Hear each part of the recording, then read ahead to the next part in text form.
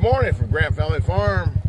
It's April 15th, 2025, around 9 a.m. We're headed down here to feed the animals. Molly still hasn't had her babies.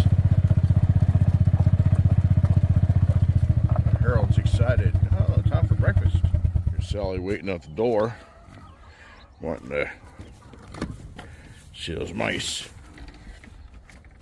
I haven't seen any mice running around this barn for a long time, but she must have memory. I haven't actually seen any mice, signs of mice eating the feed bags either, so that's a good thing.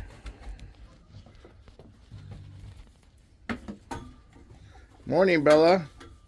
What are you doing? Using your baby tricks? Alright, everyone's taken care of. Some happy goats over here. Edith enjoying her hay. She's not complaining yet. She usually wants grain.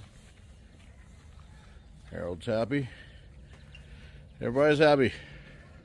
I'm happy the sun's out. Don't really care for all these lions in the sky though. If it was for all those lions, that would be blue. Look at his over here.